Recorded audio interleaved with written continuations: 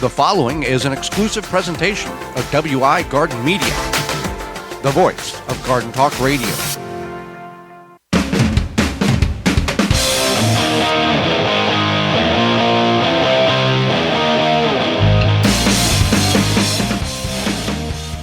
Coming up on the program today, we're going to discuss gimmicks you might find at your garden center, as well as bad seed starting ideas. Our guest is author Stacy Tornio, and we'll answer your garden questions. The hour is full for the start of Season 9, so join us. You are listening to the most informationally packed hour of garden-focused radio in the country and on the internet with your host, husband and wife team Joey and Holly Baird. This is the Gardening with Joey and Holly radio show. And welcome to the Garden with Joey and Holly radio show. Happy to have you joining us for the next hour around the country for the beginning of Season 9 of the Garden with Joey and Holly radio show. This program is for you, about you, to help your garden grow better, to maintain your landscape, grow healthier trees, make your grass look greener, as well as preserving what you grow. I'm your host, Joey Baird. Beside me is my wife, co-host, best friend, and gardening partner, Holly Baird. This program is for you, about you. If you want, whether you're listening to us on one of the 20 AM and FM frequencies broadcasting our program here in 2025 through our radio app, through our parent website, which is the WisconsinVegetableGardener.com, underneath the Season 9 tab at the top of the page. However you're doing in-studio video replay, podcast replay, we thank you so much. You are able to participate in the program if you would like. You can certainly do that by sending us an email, gardentalkradio@gmail.com. That's gardentalkradio@gmail.com. Or you can give us a call anytime, toll-free, coast-to-coast at 1-800-927-SHOW. That's 1-800-927-7469. Before we get in the program, Holly, it's time for this week's Joke of the Week, and we have a double. I think you need to read the first one. All righty, because it's more appropriate for me here. Yeah.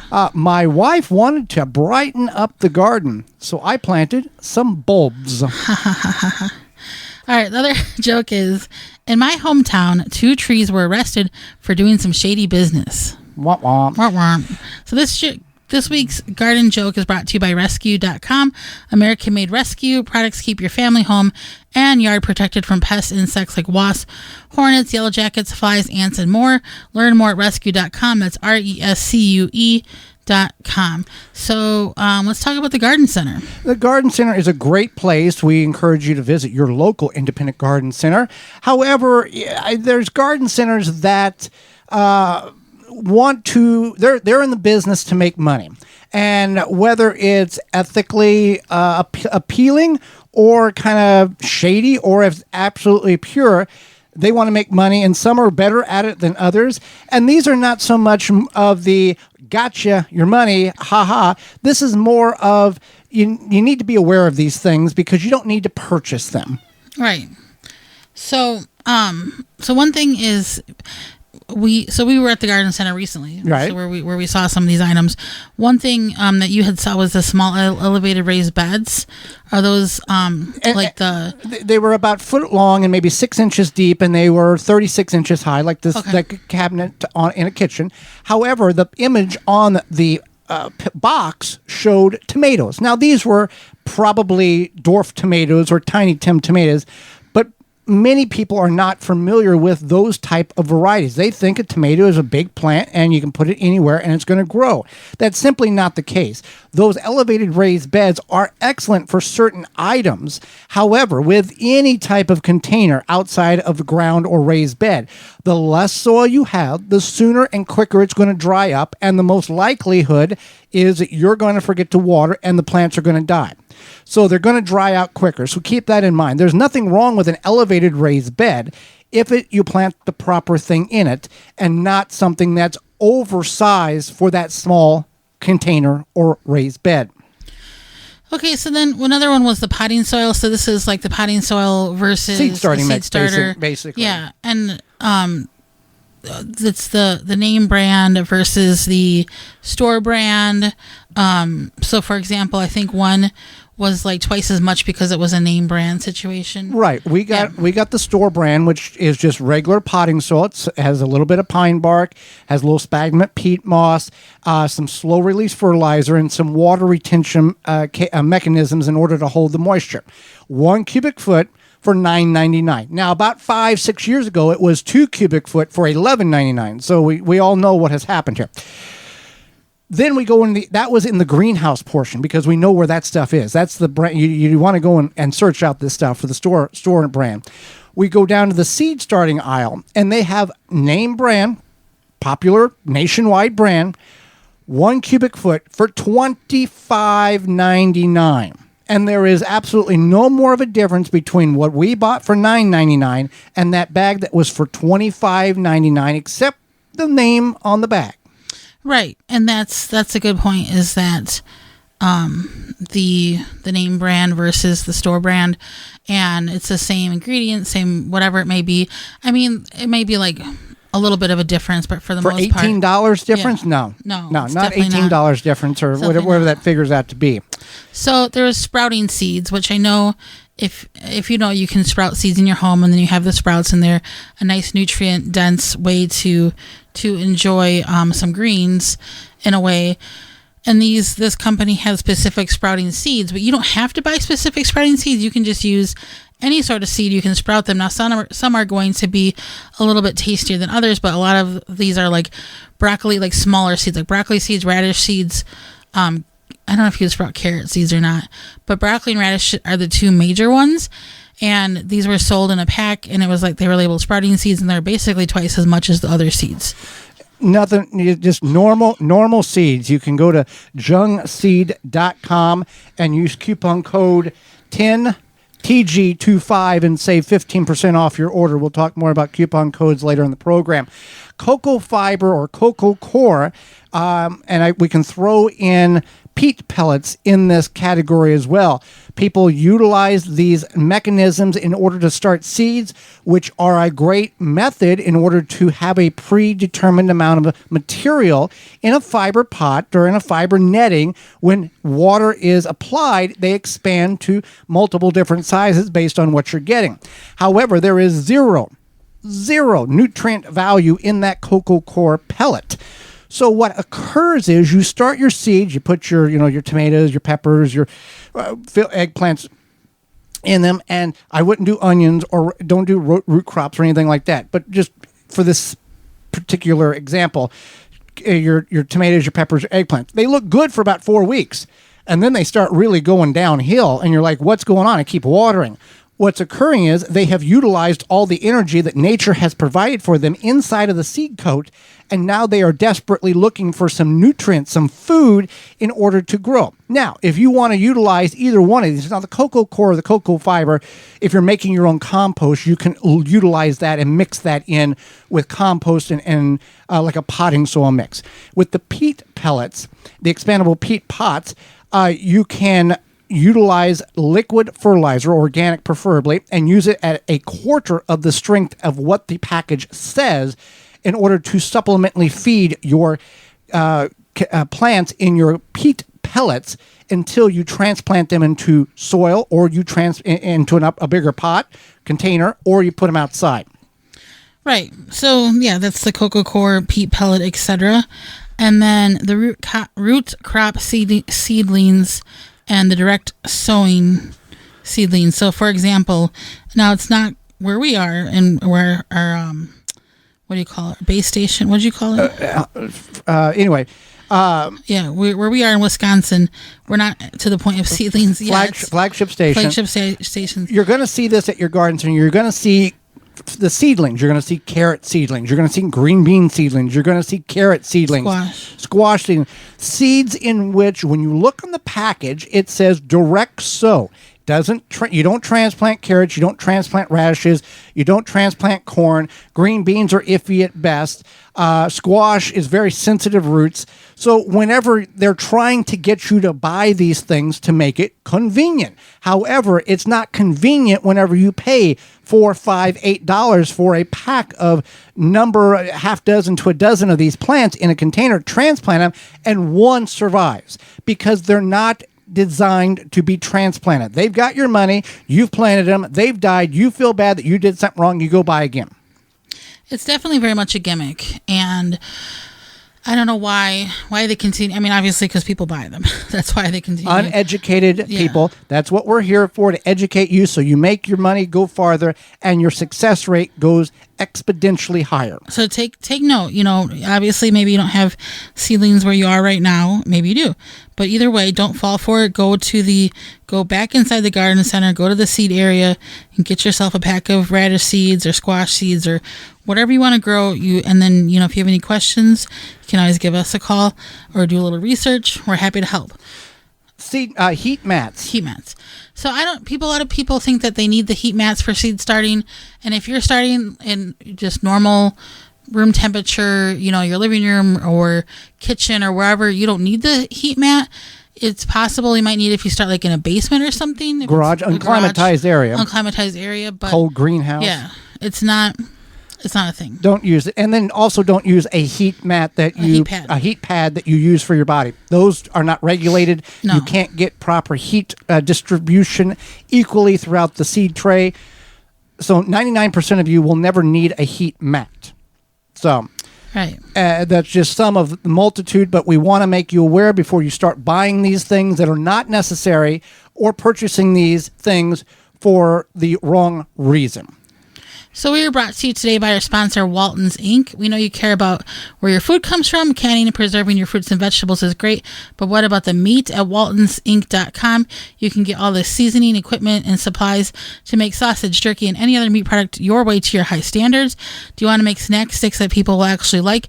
Walton's created meatgistics.com, an informational site to help you make the best finished product. Walton's even has a full line of their own meat grinders, mixers, and sausage stuffers to help you go from animal to edible. Walton's everything but the meat. Use code GROW50 to save 10% off your orders of $50 or more. When we return, bad seed starting ideals. We'll go over some of them that you've seen on social media. You're tuned in to the Gardening with Joey and Holly radio show. Got a question for Joey and Holly? Send it via email anytime to gardentalkradio@gmail.com. Jung Seed Company is a family-owned and operated gardening company since 1907 with the largest selection of seeds and plants online. Use coupon code 15TG25 to receive 15% off your order at jungseed.com. That coupon code is 15TG25 to save 15% off your order at jungseed.com. Make watering easy. DripWorks provides quality drip irrigation supplies and equipment to gardeners just like you for all your growing needs across the U.S. and Canada. Purchase online at dripworks.com. Want bigger blooms and better yields without the hassle? Carricade makes gardening easy with eco-friendly, effective solutions. Rated 4.8 stars, trusted by growers like you. Shop carricade.com/radio or Amazon today. Use code radio10 to get 10% off at carricade.com/radio. Wondering if your soil is ready for a successful spring planting season? At Grow Smarts, we make it easy to find out. With our at-home soil test kits, you can pinpoint exactly what your garden or lawn needs to thrive. Simply order online and we'll ship a test kit right to your door with everything you need, including a prepaid shipping label to send the item back. In just 2 business days, you'll receive clear, concise lab results highlighting your soil's pH levels and nutrient needs. Plus, our customized recommendations will guide you on the perfect fertilizers and amendments to use. No more guesswork, just healthier plants, vibrant flowers, and bountiful harvests. Right now, you can save 10% on your order with the code RADIO at growsmart.com. That's GROSMART.com with code RADIO. It's time to kick off your spring garden with confidence. Make the most of your soil and watch your garden flourish. Because when you grow smarter, your garden flourishes. Have insects such as aphids or fungal gnats invaded your plants? Fight back with Summit Year-Round Spray Oil and Summit Mosquito Bits. Organic Summit Year-Round Spray Oil kills insect pests on indoor and outdoor plants. All natural mosquito bits kill fungal gnats larvae in container plants. Both products are harmless to people, plants, and wildlife. Summit Year-Round Spray Oil and Summit Mosquito Bit are available at garden centers, hardware stores, and at SummitResponsibleSolutions.com. Pomona's Universal Pectin is a high-quality pectin that gels reliably with low amounts of any sweetener. If you're trying to reduce the amount of sugar in your diet, you'll love Pomona's Universal Pectin. Now you can make healthy homemade jams and jellies sweetened to your taste. You can use sugar or honey to sweeten. Pomona's Universal Pectin keeps indefinitely when stored in an airtight container. Easy to use, versatile, and comes with directions and recipes in every box. Find out more and where to buy at PomonaPectin.com. Also available at natural food stores and online. Wind River Chimes will always be the inspiring harmony. With a large selection and customization options, you will find the sound that soothes you. Visit windriverchimes.com to shop and find out more. Brome is home to the Squirrel Buster brand of truly squirrel-proof bird feeder. We have been designing and manufacturing wild bird feeders since 1998. When a squirrel lands on the Squirrel Buster, its weight automatically closes the seed ports, denying access to the seed, but not harming the squirrels. We design products that are simple enough for anyone to use. They're built to last a long time and are backed by our lifetime care to extend the life of our products. We offer expert customer service to help owners with any needed maintenance or repairs. Visit brome.com for more information. Vermont Bean Company is a family-owned and operated gardening company with the largest selection of seeds online. Use coupon code 15TG25 to receive 15% off your order at vermontbean.com. That coupon code is 15TG25 to receive 15% off your order at vermontbean.com. Get higher yields with durable green bed raised garden bed kits designed to be drainable, breathable, pest resistant, and long-lasting. DurableGreenBed.com. Abundance guaranteed. Welcome back to the Gardening with Joy and Holly radio show. Holly, got a question for you. Okay, what's your question? Do you like saving money? Well, yeah, I like saving money. People here, our listeners, hear those coupon codes throughout the program. Not only that segment, but the other segments. We have a number of all these companies have financially contributed to the program because they believe in what we're doing, and many of them have offered coupon codes for their products in order to save them money. And if you've missed any of those, or you might miss them, here's where you go. TheWisconsinVegetableGardener.com under the Money tab at the top of the page, and they're all listed for you. Well, right. So let's talk about some bad seed starting ideas. I know we often give good seed starting ideas, but don't do these. Don't do these. So the first one is eggshells. Regardless of the situation with the egg population right now, we see this year after year about this time. People have these wonderful Pinterest. Is Pinterest still a thing? Yes. These wonderful Pinterest images. It's kind of making a comeback, actually. Oh, is it? Yeah. Of the half shells with the little sprouts coming out of it. This is a horrible ideal, but a beautiful photograph. You can get really good ideas for crafts on Pinterest. Okay, we're focused on the eggshell. I'm just saying, pro tip. Okay, anyway, eggshell is not a good idea. It's too small. We talked about in the first segment, the less amount of soil, the quicker it's going to dry out. And you have like a tablespoon of soil in most eggs. Yeah. Or like 2 tablespoons. I'm going to wait until it gets started, then I'll crush the egg and put it in a larger container. Well, first of all, yes, that egg has calcium in it. But it takes about 18 months for that eggshell to break down, even in powder form, when people throw it in a compost pile or grind it up and put it under the tomatoes, because it's going to stop blossom end rot. We'll talk about that in the weeks to come. But it takes about 12 to 18 months for that to be broke down to a usable form. So this whole thing of, I'm going to wait until you're wasting your time. Utilize a very good seed tray and decent size seed cells in that tray, so you have minimal amount of movement of that plant to save you time. So all you have to really do is water, and you have a good seed starting mix with a slow release fertilizer. I talked about in the first segment from the your store brand from your independent garden center, and you're good to go. I like saving time. And we talk, egg cartons, the cardboard ones, and never use the styrofoam ones, but either one is a horrible ideal. The same concept applies as the eggshell. I was going to say, this is kind of similar to the eggshell, where it's just small, it's a pain. Even if it's the cardboard one, it's not going to break down, etc. When you water it, it'll break down. Yeah. But I mean, it'll kind of break down, but it'll come back to life a little bit. Well, you'll water it, and then you'll pick it up, move it, and the bottom blows out of it. If you're hard up to use your egg cartons, take up some crafts. I don't know. I use them for little paint trays. You can make fire starters for your camping friends. For camping. Yeah, there's a lot of things you can do, and I'm sure you could find them on Pinterest. So yeah, we're not supported by Pinterest. Not supported. Anything with like styrofoam is a bad idea, which we didn't put on here. But since you're talking about the styrofoam egg cartons, you could use styrofoam cups, but again, those are kind of small typically anyway. So. Well, since you brought up the styrofoam, and this is what I've seen, growing up, and we've seen this before, the white pellets or the white particles in potting soil mixes is not styrofoam. It's either vermiculite or perlite, which are natural products that are mined or harvested that allow moisture to absorb into them and release and create air pockets in the soil. It is not styrofoam. As well, in that realm, whenever you're going to plant, this is more than a seed starting ideal that's gone bad. Whenever you're going to plant your giant planters around your front porch or your walkway, you don't want to use aluminum cans or styrofoam to fill the bottom up.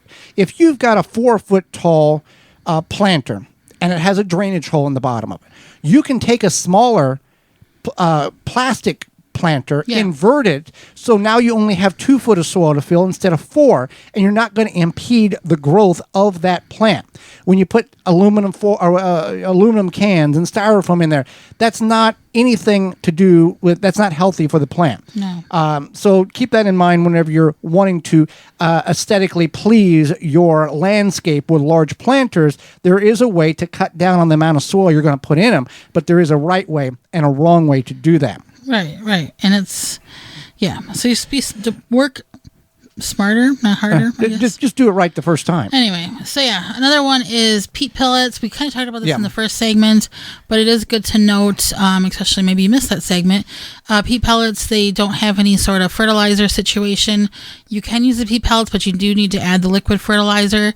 And then at this point, you're probably up to the same cost as if you were just going to buy potting soil or a seed starter or whatever, and you just want to keep that in mind. Now, quick quiz here. Can you start seeds in compost?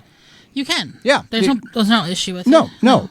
We have started our seeds in compost and nothing else because we had it available. We made it ourselves. We utilized it. It worked fine.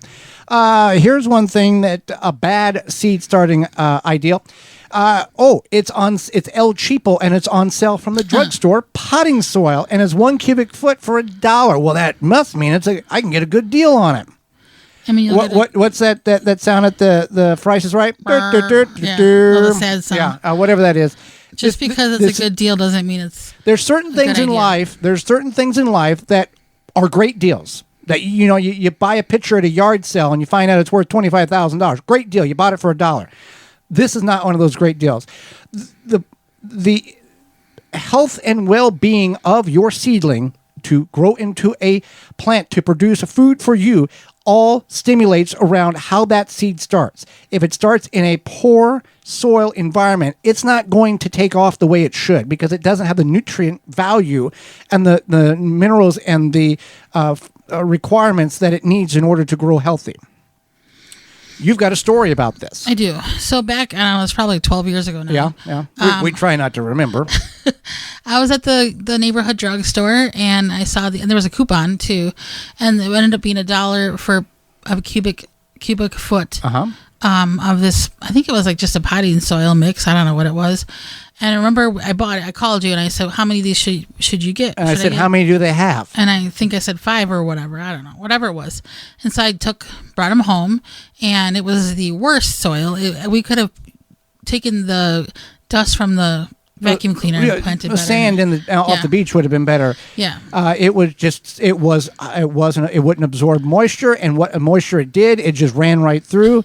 One of the worst $5 we've ever invested in anything. It was bad. Yeah. So if you're at your local drugstore and you're like, I'm going to start my own little plants. No. Go to the garden center. Go to the independent garden center. And here's the fun little fact. If you go to your garden center, I know we're in a society where we don't like to talk to people. However, if you're going to your local independent garden center, those people know what's going on. If it is a reputable garden center, they know, hey, don't go on a Friday night half an hour before closing. Right. Reputable ones will go, I don't know it, but Cindy does. Cindy is a master this or a certified that. They will know the answer. And they will oftentimes, the really good independent garden centers will ask you, what are you wanting to, why are you wanting to buy that plant? Where are you going to put it? Well, I wouldn't recommend it putting there because this is a partial shade plant that will not do good in direct sunlight, or the opposite. They will try to prevent you from buying a plant that's going to fail. Right. Yep. That's exactly true. Cold environment, unheated garage, basement, not talking about the cold sowing that some people do in the milk jugs outside, but trying to start seeds in an environment that is far too cold and you expect success. This is where the heat mat, as we talked about in the first segment, comes into play if you're going to try to start them in an area where it's not your ambient, normal home temperature, 68, 72, 76 degrees. We kind of tried this ourselves in our basement. Right, and it did not work because we did not have a heat mat. We've made these mistakes, so you don't have to. So basically, seedlings need heat. There's nothing wrong with in the basement or the garage as long as you have adequate light and proper heat. Anyway, as I was saying, seedlings need heat. Now, they don't need extreme heat, but they do need warmth. It's like, I don't know, you wouldn't put your small kitten outside in the cold to try to survive. Hopefully not. Same thing with seedlings. They do need some sort of ambient room temperature, 68-ish plus degrees. And you're not going to have success if you just keep them in your basement or garage if it's not warm. The heat mat has a dial in which you can set it, and whenever the seeds begin to germinate, that's when you want to turn the heat off. The heat is only required for the seeds to germinate, not for long-term, everyday growth. Right. Well, Holly, soon it will be warming up. Yes, it will warm up. We've looked at the long-range forecast in our area and some of the northern portions. It's going to warm up. And you want to make sure you can enjoy your yard this year without sharing them with the beetles and grubs in which you probably have coexisted with for the last couple of years, but you don't have to anymore. Yeah, with spring around the corner, it's time to start thinking about controlling beetles and grubs in your garden yard. There's all sorts of Japanese beetles articles on the news sometimes, whatever, especially in the Midwest. Grub Gone can be applied to your turf or garden and around ornamentals to control grubs and lessen the impact that beetles have on your yard this summer. Easy to use, apply with a commercial spreader or irrigate right into the soil, biologically specifically to target grubs and beetle invaders without harming any beneficial insects like bees, ladybugs, and butterflies. And to be honest, it's the only non-chemical that works. Find out more at phyllumbioproducts.com. That's PHYLLOM bioproducts.com. You can also go to grubgone.com to find out more. When we return, Stacy Tornio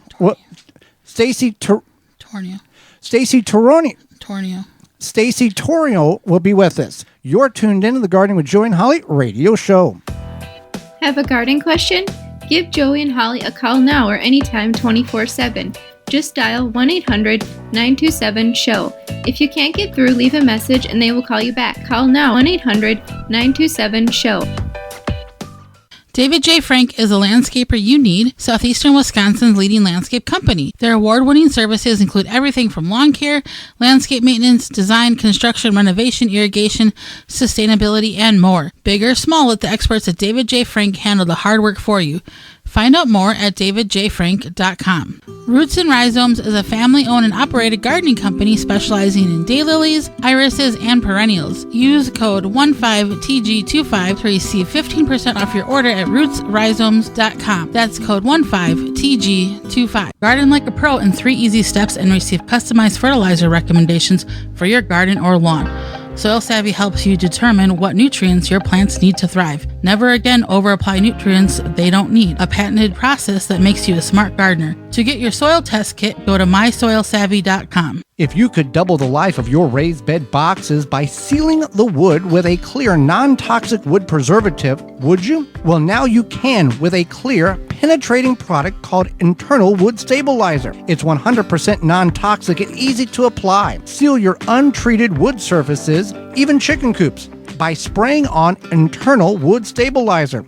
It's invisible, seals the wood from the inside out, and never wears off. Recommended by organic gardening experts. Internal Wood Stabilizer. Check it out at timberprocoatingsusa.com. Azure Standard is America's premier family-owned online store for organic foods and healthy products for your home and garden. They deliver directly to families and commercial customers through over 3,500 drop points across all 50 states. Azure Standard strives to make grocery shopping easy, bringing all your needs to one convenient pickup location. As a trusted national health food distributor, Azure Standard offers bulk and specialty health foods to communities nationwide. With over 12,000 products, each one is approved and carefully sampled to ensure the highest quality. Azure Standard holds firm to non-GMO, organic, and natural standards. From food and beauty products to household items, nutritional supplements, animal care, hobby supplies, and even garden essentials, Azure Standard truly has everything for your daily living. Visit azurestandard.com, that's A-Z-U-R-E standard.com.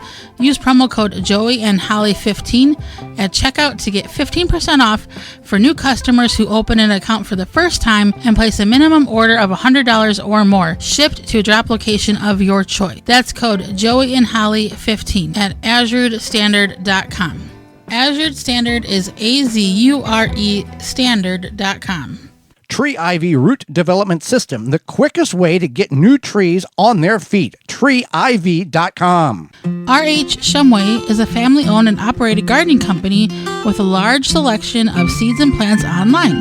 You can use code 15TG25 to receive 15% off your order at rhshumway.com. That's code 15TG25. Hey listeners, we're excited to introduce to you Sun Warrior. They are well known for protein powders and supplements, and that they are 100% clean, plant-based, non-GMO, soy-free, gluten-free, dairy-free, and without filler. Since you are into gardening and things that come from the earth, we thought you would appreciate that they offer high-quality, plant-based ingredients that come from our Mother Earth and that your body is craving. They've made a special code for you for 25% off your order. At checkout, enter JoeyHolly25 and save 25% on your order at sunwarrior.com. That coupon code JoeyHolly25 to save 25% off your order at sunwarrior.com. Mantis Garden Tiller cultivators are the perfect solution for any garden.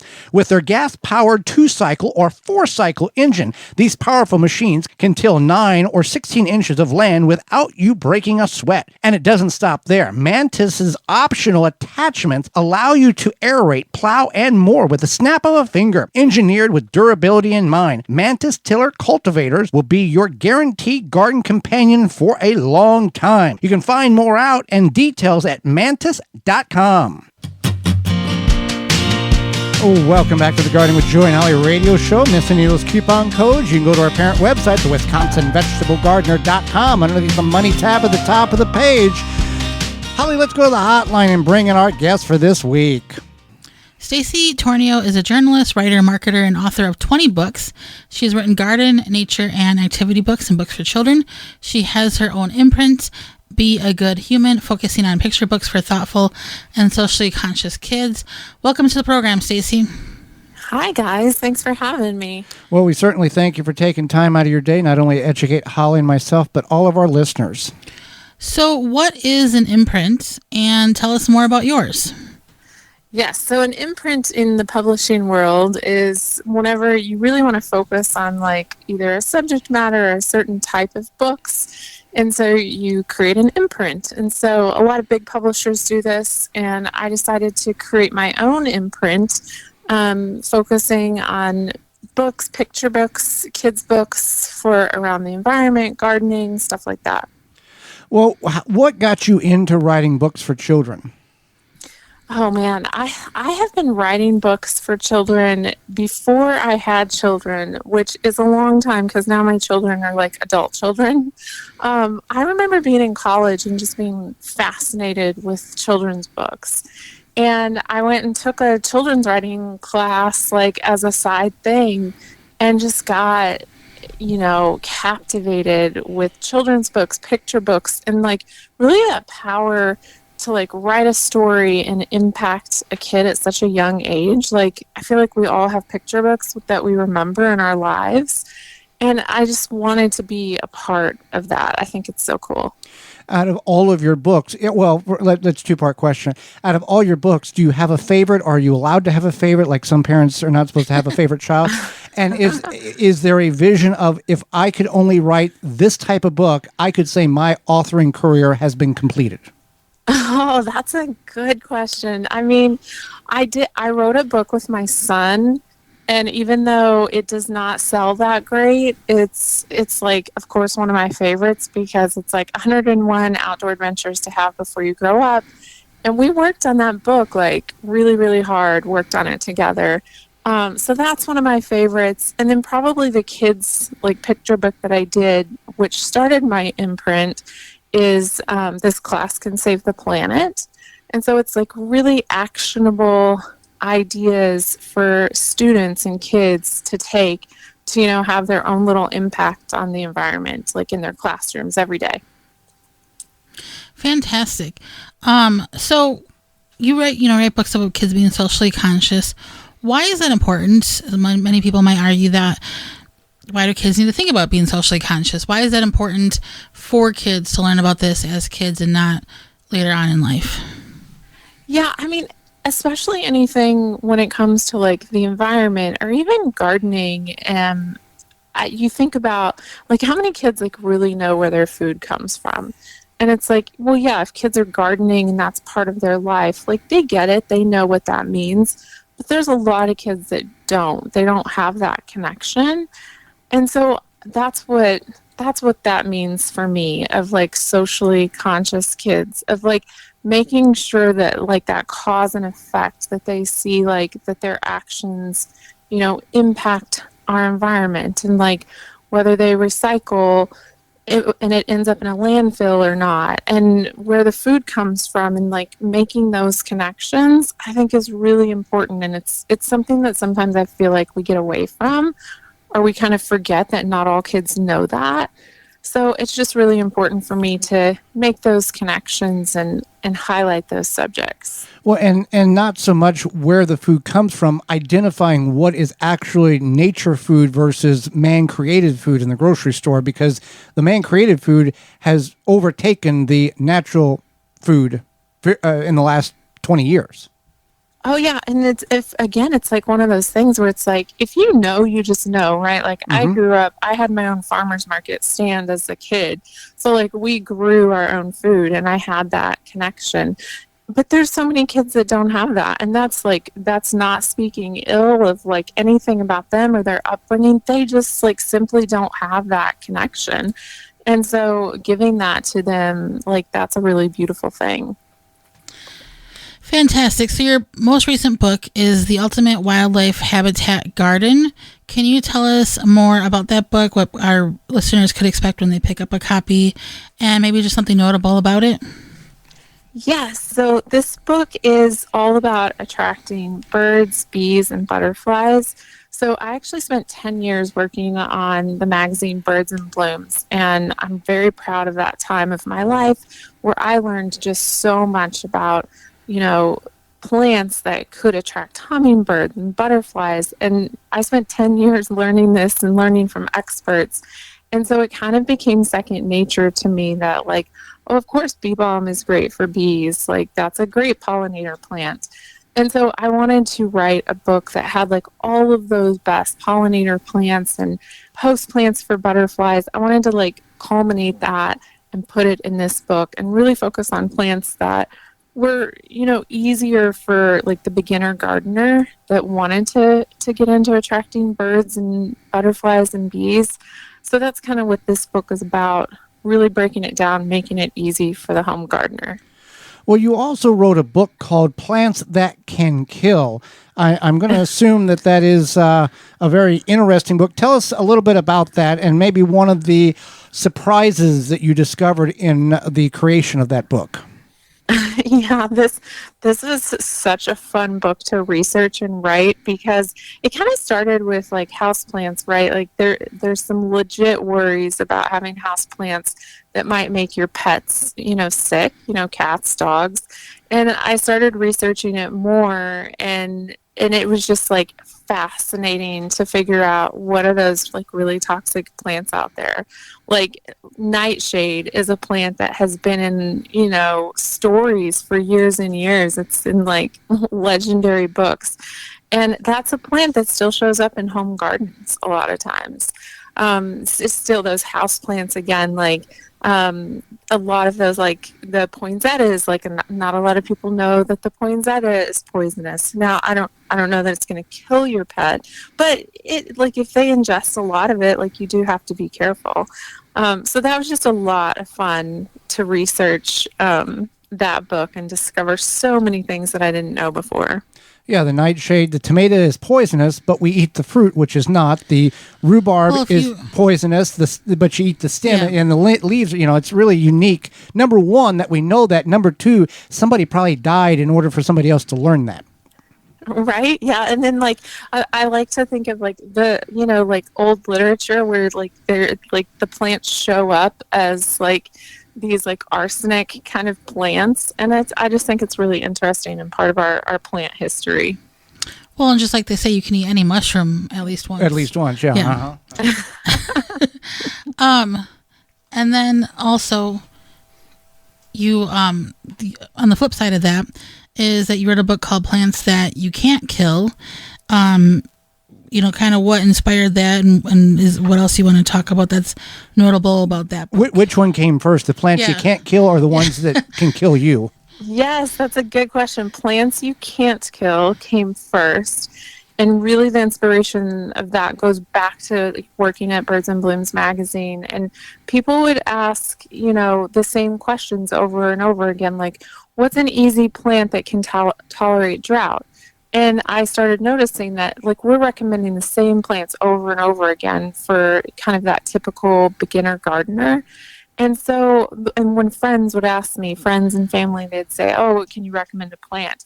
And it was the same thing over and over again. So I took all of that and created the book, Plants You Can't Kill, to give people kind of an easy guide for that. And then, yeah, Plants That Can Kill came after, just kind of a play on the title and flipped that a little bit.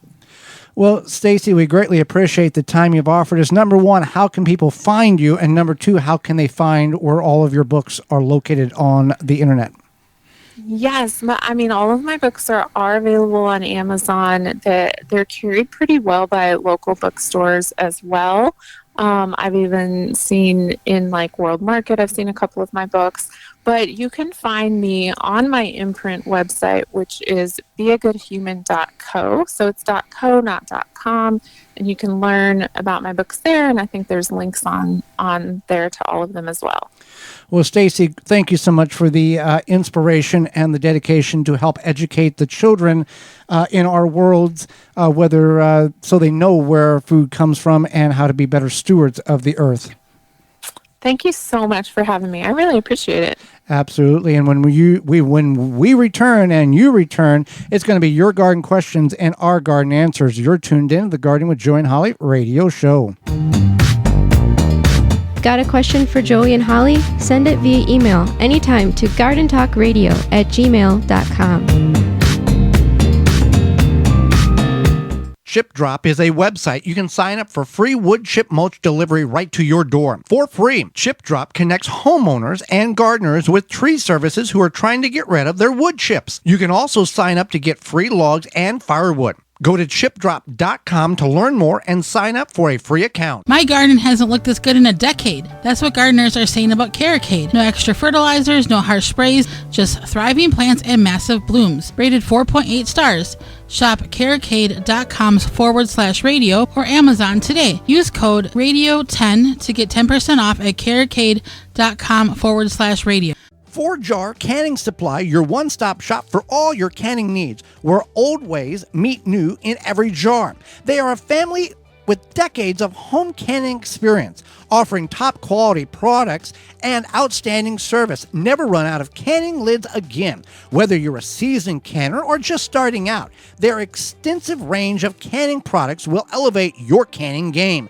4jars.com. Inspired by the homemade preserves of our childhoods, they want to share that same joy with you. They deeply care about your family's health and understand the importance of homemade, nutritious meals. That's why they offer high-quality products to help you preserve your food. Quality canning lids, pressure canners, vacuum seal machines, and all the tools you need to get the job done. 4 Jars has you covered. Our canning lids provide the perfect airtight seal for any regular, wide, or gym-sized jar. With the thickest lids on the market, they provide long-lasting freshness, up to 18 months, and are rust-resistant, ensuring your preserves stay secure. Use code 4JARS25 to save 10% off your order at 4jars.com. That's FORJARS25 to save 10% off your order at 4jars, FORJARS.com. A non-selective herbicide that is also USDA BioPreferred certified? You bet. Say goodbye to Roundup and hello to No More Weeds by Naturally Green Products. No More Weeds kills weeds with no harsh chemicals and no glyphosate. Safe around pets, No More Weeds has a proprietary sticking agent to use around gardens, pools, decks, patios, anywhere there are weeds. Available online at natgreenproducts.com, Amazon, and Walmart.com. Order yours today. The same great company that brings you no more bugs. Totally Tomato is a family-owned and operated gardening company with the largest selection of tomatoes online. Use code 15TG25 to receive 15% off your order at totallytomato.com. That's code 15TG25. Edmonds Roses is a family-owned and operated rose company with the largest selection of roses online. Use coupon code 15TG25 to receive 15% off your order at edmondroses.com. That coupon code is 15TG25 to save 15% off your order at edmondsroses.com.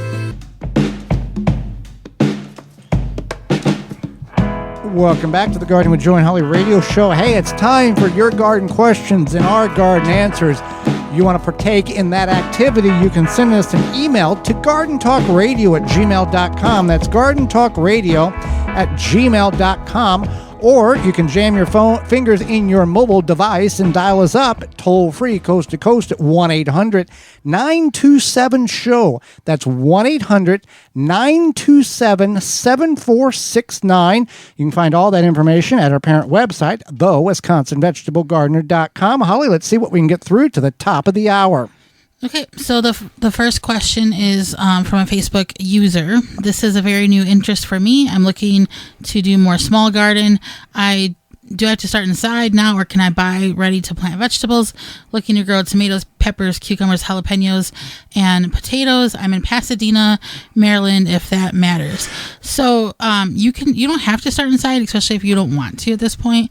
You can buy the starts for tomatoes, peppers, jalapenos, but then potatoes, you probably want to buy the seed potatoes, and then cucumbers you can just direct sow. Right. And there's nothing wrong. Either way is acceptable. There's nothing wrong with purchasing, especially those who have maybe a small, 5 or 6 container garden on their porch, patio, or deck.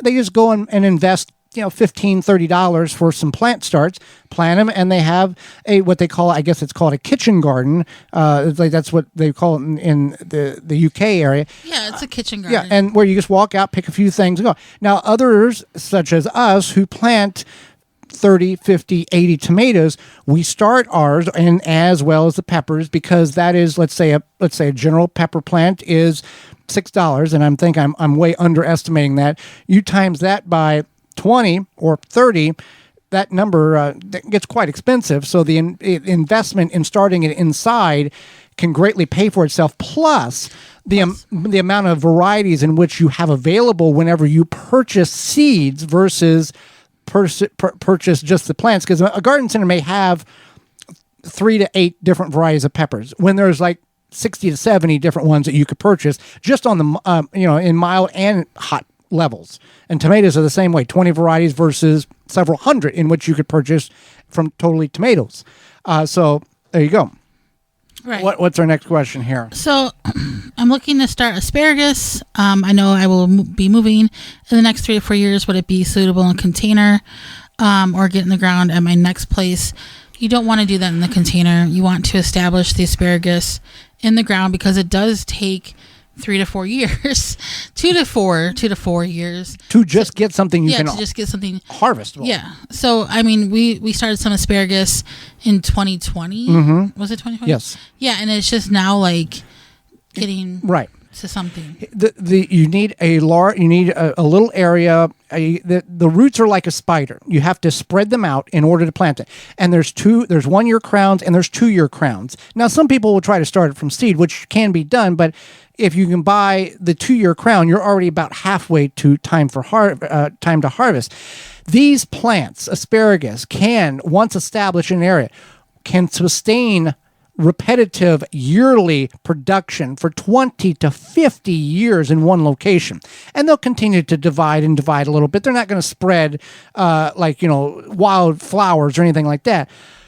But if you're putting it in a container, you're inhibiting the production and stunting it to where it may not come out or it may die because of the conditions in which you're preventing it from growing. So as much as you want to do it, invest in something else in which you can get a tomato that'll produce 10, 12, 20 pounds of tomatoes, cucumbers. Wait until you have your final destination, your forever home, I guess is what you call it, in order to invest in these long-term perennials, raspberries, pear trees, peach trees, apple trees, asparagus, where you can establish an environment in which you're there forever and they're going to outlive you anyway, so you might as well put them in and get what you can out of them while you're still around. Absolutely. So here's our next question, and I'm going to let you talk about this. Okay. Is there success with planting corn in a raised bed? Planting corn in a backyard, you can get in many fist fights about this because there are people who do very well with planting corn in their backyard. Whether it's in raised beds, some people do it in containers. They're called, on your porch, patio, or deck, they're called container corn, or they actually do it in the ground. Now, when we did it one time, we did it 1 year. We grew an 8 by 10 foot patch of corn. I think there was probably 40 or 20 to 40 ears of corn. I don't remember. It's been about 15 years ago. It's on our YouTube channel, the Wisconsin Vegetable Gardener. We did it to show that we could do it. We had to put so much fertilizer. These are heavily dependent on nutrient plants. And the same thing in big ag, where you've got to really pump the fertilizer, the nitrates in, the potash in order to get these to grow. I can't grow them as cheap as I can buy them at the farmer's market or at the grocery store. Now, the grocery store, you can't guarantee what it is, but a lot of food you can't guarantee what it is unless you grew it yourself. But at the farmer's market, there are places where they sell organic corn. You can get 6 ears for $2. 6 ears, 50 cents an ear. I cannot grow corn for 50 cents an ear on the high. I can't do it. I could do it, but I'm spending so much energy and so much time getting that plant to have what it needs in order to grow for 1 ear or maybe 1.5 ears of corn, where I could take that 80 square foot area and plant 30 tomato plants or plant 25, 30 pepper plants and get a massive amount of production, can that, and have a long-term year supply of spaghetti sauce or canned tomatoes, in which I can't do that with corn. So can you plant corn successfully in a raised bed? Absolutely. Is it advisable? That's up to your discretion. I would advise not to. There's other things that can produce much more larger quantity of food with less input than corn. Take that for what it's worth. That's my opinion, and it may or may not be good for your backyard. Okay. All right. So another question is, okay, so we don't eat all our sweet potatoes before they start sprouting. Can I save the sprouting potatoes to plant again in the spring? If so, what should I do with them until then? Well, you can take the sweet potato and put it, what is called sprouting the sweet potato or getting it. Eyeing the potato is on our traditional, French fried potatoes or russets or Yukon Golds is different than what you're going to do in the aspect of a sweet potato. Sweet potato, you're going to submerge it 3/4 of the way in a jar of water in order for it to develop roots, and then it's going to grow shoots. And then you're going to harvest those shoots, put those in water in order to get roots on those. Then you'll transplant those out. Now, sweet potatoes are a heat-loving plant. We have had minimal success growing them in our zone at that point 5 garden. The USDA has changed some of the areas, and we were one that got altered to a zone 6 area in southeast Wisconsin, where our show originates from. But it is a very heat-loving plant. So you can grow them in an area where it gets moisture and gets a lot of sun. So if you don't, you can go ahead and try to start rooting the sweet potato at this point. And then at any point during that process, you can, as we're getting closer to the time you would put them outside, you can cut the shoots and get them to begin to root. I've had a friend who didn't grow at all, but I said, put the sweet potato. She had an old sweet potato. I said, put it in. She had a sweet potato sprout that grew almost 12 feet up the bookshelf that was a wire. People pay good money for the sweet potato vines. It is at home. It's a decor. Yeah, it's a decor thing. It's and aren't the leaves edible? The leaves are edible. Isn't that what they? I don't know. Okay, you'd have to look that up. Don't take that one for. So you can do it, and people do this a lot inside. Yeah, I've even seen them at garden centers. People buy the sweet potato vines for their home, and then they grow, and you could just use a sweet potato. Yeah. Sweet potato leaves are edible. Okay, there you go. I thought they were in Asian cuisine, that they would stir fry those. Yeah. So right. I am about to plant strawberry seeds. It seems even more confusing and scary to attempt than these. Do you know anything about them? All right. For starting strawberry seeds, you can start strawberry seeds from seed. Now, getting the bare root plants is a better option if you want a quicker harvest, because the seeds, you want to sprinkle them over some soil and just dust them with a little potting soil in a seed tray, cover them with soil, and moist them basically with a mister. You don't want to really intensify any water, large quantities, because you're going to blow the seeds all over the place. Bright, warm location once the seeds emerge with a few leaves, and you can transplant them into their own individual pots. Now, on that aspect, if you wanted to start, let's say 2 seeds per pot or 2 seeds per cell, and then wean off one or cut one back, the weaker of the two, you can do that. Eventually, you can transplant them outside after danger of frost and the plant is over and the plants have been conditioned or hardened off. Put them in a well-drained area, and just be aware that growing the strawberries from seed can take longer than planting from established plants. You can buy the bare roots, like I talked about, or you can go to your garden center and get live strawberry plants that are already like a year plus old and plant them. However, those have cost to those. And there's everbearing as well as a June-bearing. Everbearing will put on kind of berries throughout the year. June-bearing will put their heaviest production on in June, hence the name. And you can go that. We had a strawberry bed. We had a very successful one for like 5 years. They last about 6 years. Yeah, 6 years. You want a pH about 5.3 too. And we kind of just let them go wild. But it was good. Since they were June bearing, they shot off the daughter plants. Right. And so the June bearing ones shoot off the daughter plants, and the ever bearing ones don't. But they shot off the daughter plants, and then we would just have more berries. And that patch was, I think, 20 feet wide by like 15 feet long. I don't know how many plants. We ended up getting 15 pounds off of it one year. Yeah, I think we really cashed in well on those. Yeah. So yeah. I have mushrooms in my seed starting mix. Holly, what do I do? Well, first of all, don't eat them, and don't let any children or pets eat them either. But it's not a bad thing. It just basically means that your soil is really good stuff. Is very healthy, and it's got good stuff in it. So if it concerns you, you can remove them, toss them, put them in your compost, or you can just leave them. Yeah. I would just leave them, knock them off, whatever. But again, just don't eat them, or don't let anybody else in your household ingest them. Same thing with mushrooms in your garden. You can potentially, there's 2 things that could be going on with that. One, you could have a low-lying area where the moisture is concentrating, and that's where the fungi is developing and you're getting mushrooms, or you have really good soil. Both are good. One's maybe a little low, but mushrooms are always a good thing. And if people have mushrooms in their yard and you're concerned with that, remember, mushrooms are not a longevity. They're not like tomato plants where they're going to grow for 90 days. Typically, it's they come up, they grow, they decompose, and they're done like in 72 hours in most aspects. So you can always just take the rake and knock them down if you're concerned of something going to try to consume them, or you don't like the aesthetics of what they look like in the yard. In the garden, they're going to feed the soil. They're going to compost and break down. So it's a very, very good thing to have mushrooms in your potting soil mix or your raised bed mix.